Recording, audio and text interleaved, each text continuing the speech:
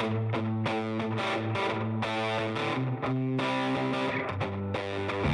listening to the Cantina Cast, your home for thought-provoking Star Wars talk. Join Albert and Jonesy in breaking down the latest news, trailers, movies, and of course, your favorite characters from a galaxy far, far away.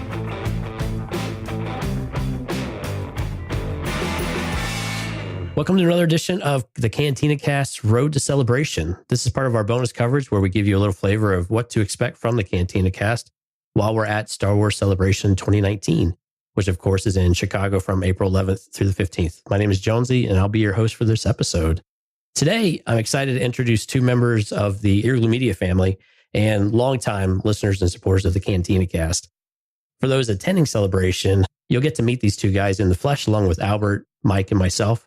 So I thought this would be a great opportunity for you all to get to know them a little bit like we have. First, I'd like to welcome the gentleman, I use that a bit lightly, who moderates our Discord server, and he might be known around the Discords as Discord He-Man in some circles. He is the co-host of Bad Gamers Anonymous podcast, Mr. Joe Kane. Joe, welcome to the show. I'm glad to be here, man. I'm excited. Nice to have you here finally. It's been a while. Yeah. So we've also got a myth, a legend. He's been a dear friend of the Cantina Cast, and he is about as grumpy as our Lord Emperor Mike Rondo. And he's been around since the humble beginnings since 2011. So he's the founder and host of Bad Gamers Anonymous podcast, as well as the recently launched Simply Stogies podcast. You might know him as Mr. Crowley, but we know him as our dear friend, Mr. James Giehm. Thanks, Jonesy. I appreciate that. That was one heck of an intro. I know. It took me all day to script it. So I'm glad you enjoyed it. I did. I'm really excited to have you guys both on the show because we don't really do a lot of guests on the Cantina Cast. Well, I haven't in a while, at least. But as we get ready for Celebration, you guys are going to be around. You're going to be out and about. You're going to be interacting with all the other Cantina Cast listeners. So I thought, well, what better space than to have you guys come on and share a little bit about your background with Star Wars, maybe a little of the Cantina Cast, and maybe we'll dig into what we're looking forward to the most over at Celebration.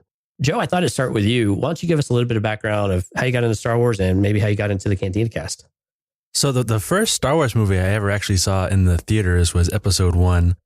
That hit right around the time I was like 12, 13. I kind of became an instant fan. I went back and watched the old movies and stuck with it. I was never really what you would call a hardcore fan until probably around the time Force Awakens came out. I started to get into it more. And then with the Rogue One came out, I started looking for podcasts and started looking for ways to get way more into the fandom and into the extended universe and the books and stuff. And that's when I stumbled across the Cantina Cast. Very nice. And it was love at first sight, right? Yeah, I went and looked through a whole bunch of other podcasts, and really the first thing that hit me was the audio quality on the Cantina Cast. So I stuck with it, and I ended up binging through like the entire back catalog, and here I am. Well, we're glad to have you, Joe. So James, how about you? What's your history with Star Wars? My history with Star Wars starts all the way back in the original trilogy. That's where I started watching it as a kid. I remember my grandmother took me to see Return of the Jedi in the theater, and that was kind of a big deal. So I remember the Ewoks very well, unfortunately. But that's where my love affair started with that. I remember watching the original trilogy when they would have them on Sunday night specials on like ABC or NBC, whoever would be running it. And that was always fun too, because I didn't own, VCR was still new technology then. So I didn't own one yet. But as soon as we did get a VCR, I ended up owning the original trilogy, and I wore those tapes out. I absolutely loved it. Then I obviously was around for the prequels. I was there for Rogue One, Solo, the new stuff, as well as Star Wars: The Old Republic, which was that was really my first real podcast that I had started, was something for Star Wars: The Old Republic. And that's kind of how I met Mike and Brian when they started the Cantina Cast, and, became really good friends with Mike. And here we are all those years later. Did you ever think it would last this long? What, Star Wars or my friendship with Mike? I think I meant the Cantina Cast, but I guess it could go either way. Right. No, it's funny. I've been podcasting a little bit longer than Mike has, and I didn't think I'd be podcasting this long. I don't know if anybody ever thinks that their shows or their content will go this long, but congratulations to the Cantina Cast and what they've done. And you and Albert have done a fantastic job of picking up that baton that has been passed to you by Mike and just telling Mike exactly where he can go and making this your own. So I enjoy listening to the Cantina Cast every week. You guys do a great job, and it's awesome to be on here. I appreciate it. You guys make it easy for us. So why don't we talk a little bit about celebration and conventions? Have either of you been to a major convention for or a celebration, James? I haven't. No, I've been to a Wizard World Comic-Con here in the Midwest, but that's not really, I wouldn't consider that a major convention, no. What about you, Joe?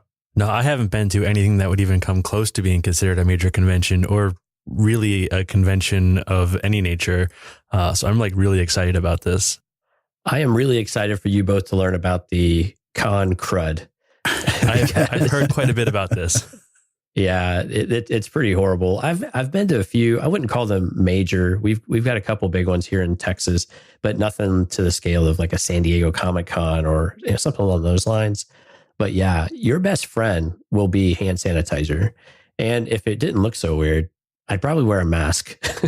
But there are some people, they swear by fist bumps instead of handshakes. I come from a family of huggers, so this is going to be really hard not to hug people.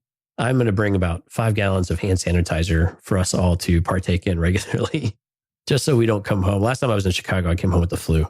I'd rather not repeat that. Right. As I'm sure you guys would probably agree in that regard. Yeah, I might keep some hand sanitizer in my pocket. Yes. All right. Let's talk about celebration and maybe more specifically here. We've heard a number of the guests. We're recording this right at a month out, so there are still going to be a lot of announcements that we haven't got yet. But of what you've heard so far, are there any particular guests that really get you interested in it, whether they're directly attributed to the movies or maybe some of the ancillary material or even artists and things like that? Is anything catching your interest, Joe? Oh, there's a couple that I think are pretty cool. Billy D, obviously, Paul Bettany, Donald Faison, Alan Tudyk. There's a couple others, but them mostly because I'm fans of theirs in general, not just of their Star Wars work, although I am fans of their Star Wars work too, but just in general, I'm fans of them as performers. So it's kind of exciting to see them there. What about you, James? I've actually seen Billy D at that Wizard World Comic-Con that I was mentioning earlier. He was there. Oh, really? Yeah. So that when was that? That was 3-4 years ago. Oh, so not that long ago. No, not that long ago at all. So that was a lot of fun. People were asking him then if he was going to be a part of the new movies, and he said he hadn't heard anything and all of that. So it was interesting to see him. But I think the person that I'm most looking forward to seeing in Celebration is Janina Gravankar. I don't think anybody's surprised by that. No, I would imagine not. If you listen to Bad Gamers Anonymous, we all know that Crowley and Janina go back a ways now.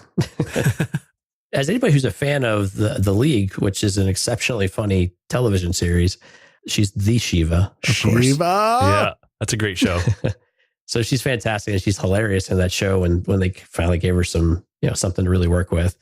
But yeah, I'm excited for Gina too. What she did in Battlefront 2, as much of a disaster that game kind of was in so many different regards, her part in it was actually really, really good. And the story aspect of that game, while short, I think ended up being one of the better, probably the only saving grace for that game. If it wasn't for her, that game would be worthless. Yeah, she put in a performance that, at least for me, put the game over the top at the time. Like if it wasn't for that single player campaign and her portrayal of Iden Versio, that game would have been trash from the start. So she played that character very well. She brought a lot of complexity to a video game character, which I think you see more and more of now than what you did in the past. So kudos to her. And like you said, man, like she's the Shiva. So I'm really looking forward to seeing her. I think that's going to be the highlight of this trip for me as far as, Star Wars stuff goes. So Joe, is there anybody that hasn't been announced that you'd like to see added to the guest list? I would like to see, a little more of the current cast announced just for the excitement factor of it. I think that would be good buzz around the convention, around the celebration. I don't know that I'll actually get a chance to get up close to any of them, but it'd be nice to see them there. And what about you, James? Anybody that's not on the list yet? No, I don't think so. I think everyone who's been. I was going to say Ryan Johnson.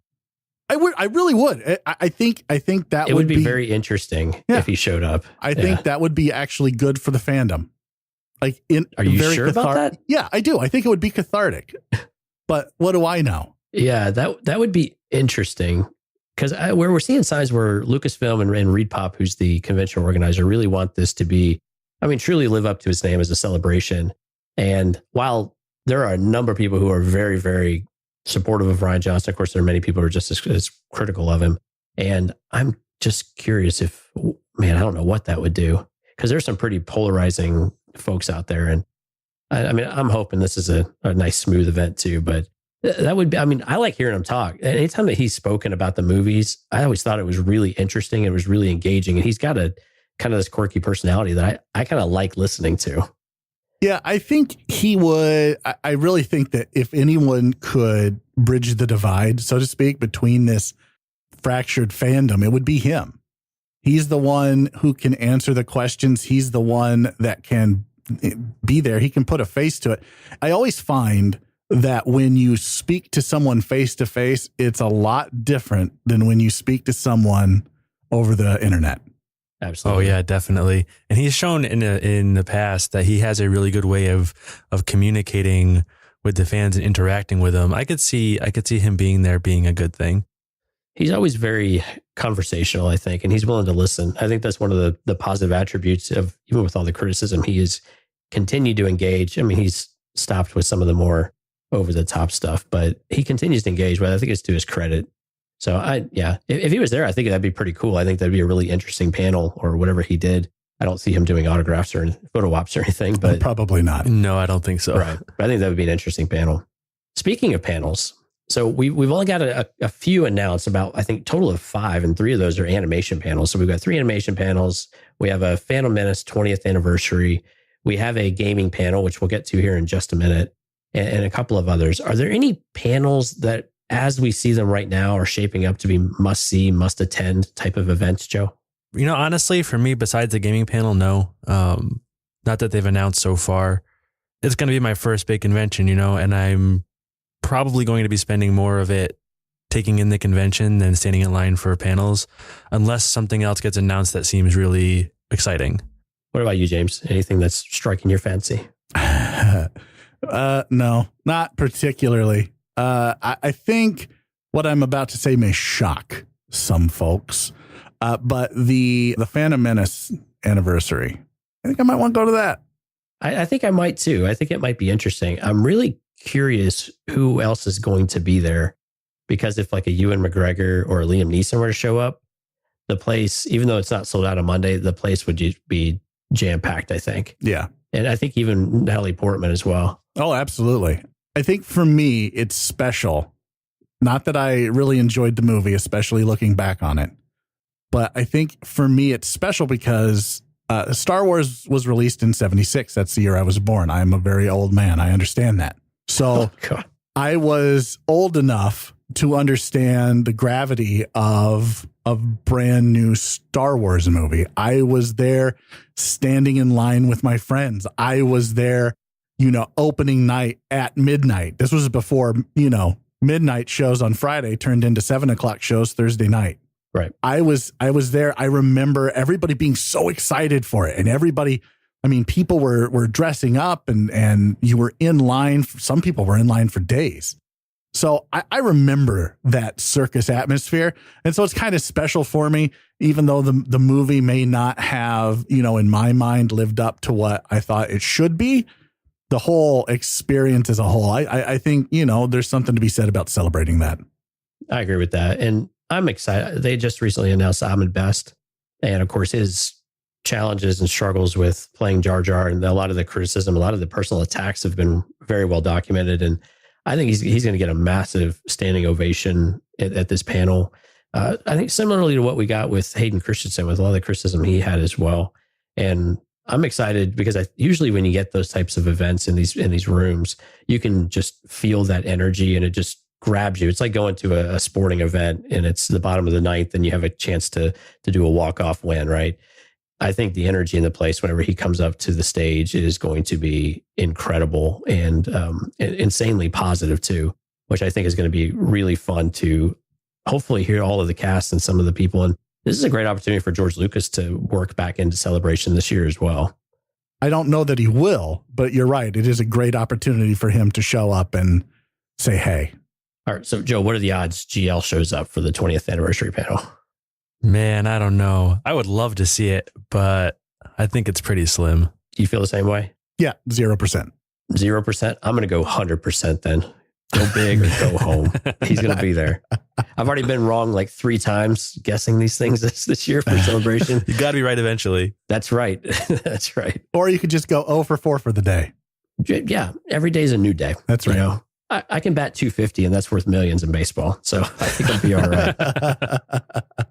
All right, so let's talk about something that's more right in the wheelhouse for bad gamers on the podcast. And that's going to be the gaming panel, which is specific to the Jedi Fallen Order game. And this is going to be an EA Respawn panel. Is this a game that you guys are getting amped up for? And that this is a panel that you have to go see beyond just covering it for the podcast while you're there? I'm very excited. I think this is going to be a really great game. I think it has a lot of potential. I think you should probably define getting amped up for. Like, am I excited for it? Yes. Am I also excited that EA is putting out another Star Wars game? Not so much. Yeah, but Right. but this is Respawn, right? And so you're talking about the people who are responsible for Titanfall 2, which I thought was possibly the best single player campaign in a shooter in the last decade. And it's also written by Chris Avellone, and he's the same guy who wrote Knights of the Old Republic 2 and Fallout New Vegas. And this is a big single player only narrative story driven game. This isn't a shooter first multiplayer game. You're absolutely right. And those are all like things to be excited for. But so is Anthem. None of that is Anthem though. You know, Anthem is a multiplayer first game. You're right. Look, man, I'm just trying to be a realist here. I'm trying to keep my expectations in check. I think if you go into something with little to no expectations, it'll blow you away every time. Yeah, you can't be disappointed, right? That's right. Well, and the criticism for EA is fair, right? Because we've had some things fall short or they've taken way too long to get it to where we would prefer them to be.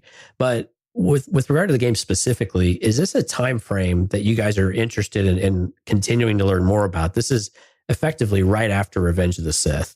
So is that a period of time you're still excited to learn more about and go through a story arc, James? So we've seen this story arc or this time period, I guess. Once? Yeah, we've seen it in the comics, I think, as well. Yeah. So it's been explored in pieces. Yeah.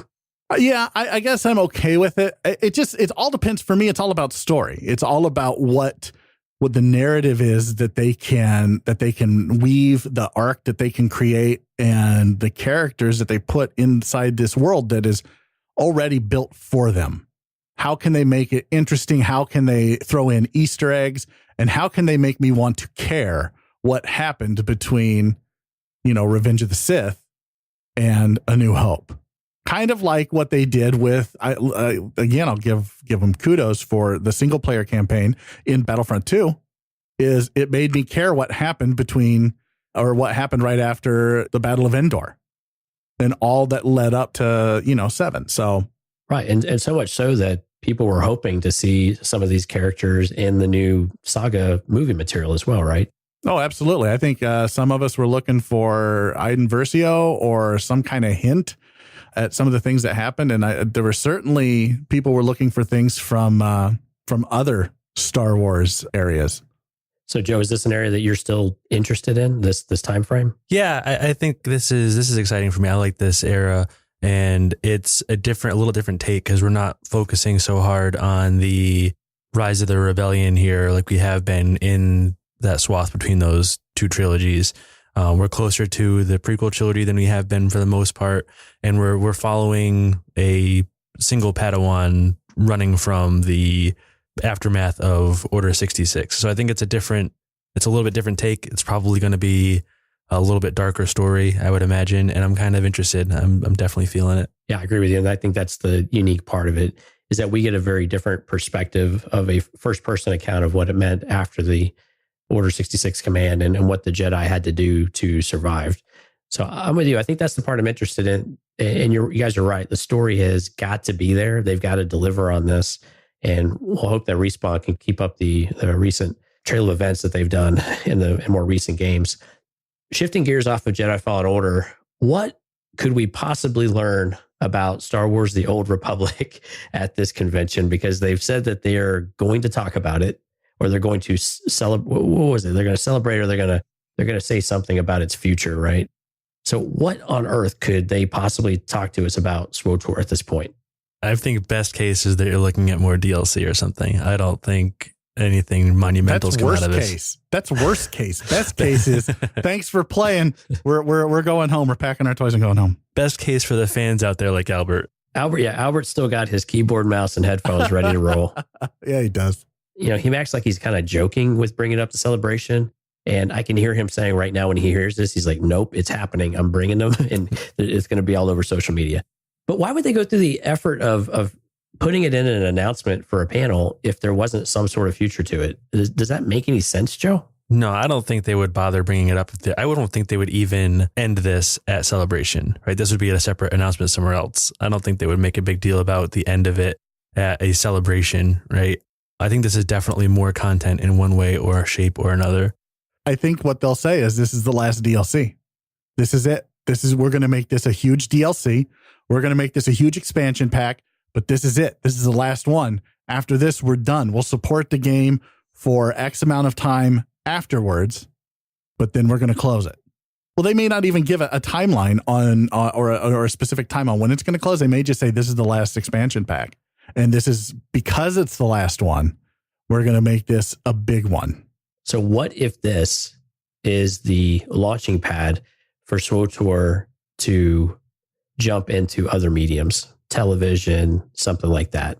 Does that interest you guys at all? You know, I've been interested in there being an Old Republic TV show or something that explore that era. I would love to see more of that era, especially canon material in that era. If they were to take this and use this as a launching pad for more media that's canon, especially in the old days, I would be really excited about that. I only have one word: Revan. Yeah, Revan would be awesome. That's the only thing I would be interested in as far as a TV show went, is Revan. And that's before the video game, right? Yes. Because this is the legacy of Revan, effectively, right? Yes.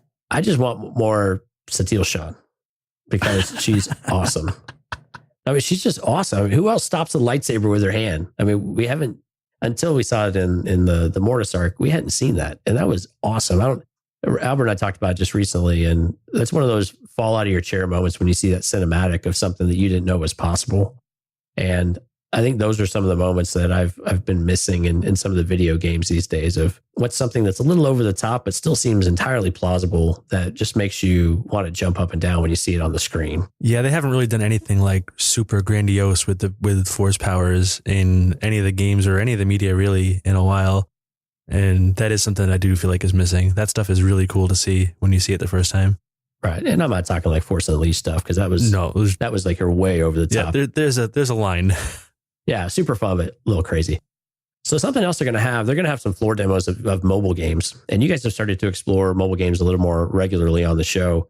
And two of the ones they've said they're going to have out there is Star Wars Pinball, which has actually been out for a number of years now, as well as Galaxy of Heroes, which some of the dance dads actually play. But the real question I have for you guys is, are we going to see more Star Wars characters in Disney Emoji Blitz? Because I need more Star Wars characters in Disney Emoji Blitz. I don't even know how to respond to that. I don't know. Probably. I guess. I hope not. I'm holding you to that, Joe. If not, our relationship is in jeopardy. Have you played Star Wars Pinball before? I might have. I don't think so, though. How old is Star Wars Pinball? It's got to be at least 4 or 5 years old, because I was still on Android the first time I played it. And I recently downloaded it again on iOS. And I didn't have any of my tables, of course, but I went back to some of the original tables, and they are still like totally relevant. They still look good. They sound good. They interact well. I mean, it's pinball, so it's nothing crazy, but it just works really well. They've got a ton, the company that does it has got tons of tables, not just Star Wars. They've got Marvel and everything else too. But did you guys ever get into Galaxy of Heroes at all? Yeah, I played some. Yeah, I did too. It was all right. It seemed like a really good farm for microtransactions. Yeah, that's kind of how I felt about it too. Well, and watching some of the guys play it, it kind of reaffirms that, yeah, it's just one of those games where you sit around and you wait for one little event to happen and then you win, and congratulations, what's next?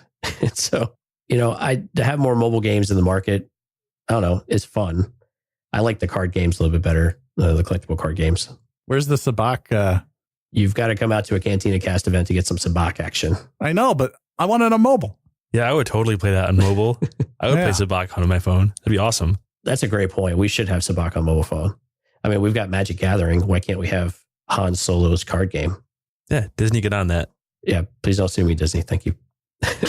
All right, so before we wrap up, is there one thing that will make this entire event something worthwhile or super memorable if you were to see that would just maybe surprise you or whatever that might be? Is there something that would do that for you, Joe? I mean, honestly, this is going to seem like a total cop-out answer, but honestly, the thing I'm looking forward to most about this, the thing that is going to make this event most worthwhile to me, is getting a chance to meet and see all these people from the EGM community that I've been talking with online for years now, and to get to do it in a place that is dripping in Star Wars is going to just be really special, I think. Wow, I'm touched. James, do you have something to counter that? No, he took my answer, and so I was going to sound all humble and very excited to meet everybody, and now screw it. I think what would make this very memorable for me is if I saw Joe bench press a car. We can work on that. Perfect. And I wish I'd let you go first, though, because I would love to hear you humble. It would be a first. Yeah, well, too late. We already recorded it. So thanks, everybody. I think the one thing for me is seeing the episode 9 trailer with a room full of people and and it be just awesome, or it deliver on kind of what we expect. I think that would be amazing just to have that energy. I remember the guys when they saw some of the other trailers, like for Force Awakens, and have them describe some of the energy that they've had in these rooms is just incredible. And I think I'm just excited to have that experience. I mean, I love all of you guys, so I'm interested in seeing everybody, but from an event perspective, I think that's the one thing that will probably last with me more than anything else, if it even approaches expectations, Yeah, I think that's fair. I went to a gaming convention that was centered around one particular game, and I remember they announced an expansion pack. And it was in a room in Vegas that had probably close to 3,000 people, which is going to pale in comparison to what they have here. And the energy in that room. So I think you're right. I think it is like those types of events where you are in the same vicinity of people who share the same passion for something that you do. There's no real way to describe it. And there's no real way to, you can't bottle that. And so, yeah, you're right. You take that with you, that memory, and it just kind of, so yeah, I think that's fair. I think that's very fair. Cool. So before we go, Joe, why don't you tell everyone where we can find Bad Gamers Anonymous and you on social media? So yeah, you can find Bad Gamers Anonymous at eaglemedia.com, and along with a long list of other fantastic podcasts and on your various podcatchers. And you can find me on Instagram at justjoekane. All right, James, how about Simply Stogies? You can find Simply Stogies over at eargluemedia.com/shows/Simply Stogies. You can also follow me on Twitter at Simply Stogies and Instagram at the same place, or at Simply Stogies Podcast on Instagram. So come over and check it out. So if you guys are interested in meeting James, Joe, and all the Cantina Cast crew, please go over to eargluemedia.com/SWCC. On that page, you're going to find an event sign up. So you will add you to our mailing list. Don't worry, we never sell or share your information. Everything's totally private. It's only for this event. You'll find these episodes over there. We're going to carve them out and put them there as well. And you'll also see a schedule of where we'll be around, even at the convention, where we'll be and what our events are after the convention. If you're interested, we just recently added a Monday event because we know we have some folks that are out there on Monday. So we want to make sure that you sign up so you don't miss anything. And if you want to come out and talk to us in real time, we'd love to have you over at eargluemedia.com/Discord. We have a celebration channel, so you can talk about celebration specific, or you can talk about any of the great shows that we've got across the network including Bad Gamers Anonymous and Simply Sogies. Guys, thanks so much for coming on with me. I really do appreciate it. Hey, thanks for having us. Yeah, thanks for having us. I was glad to be here. All right, and we'll see you guys in Chicago.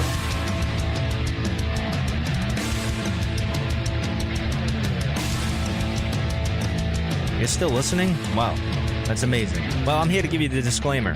Normally we do a big, long, drawn-out disclaimer thing saying what's what and who's what and all that other stuff, but I think you guys kind of know that Lucasfilm and Disney have no affiliation with us at all, and we have none with them. We talk about Star Wars, which is their property and all that other good, fun stuff, but I think you can tell which is our stuff and which is their stuff. If you can't, well, then send a lawyer to send an email to me, and I'll be glad to chat with them. Other than that, you know what's what, so that's your disclaimer.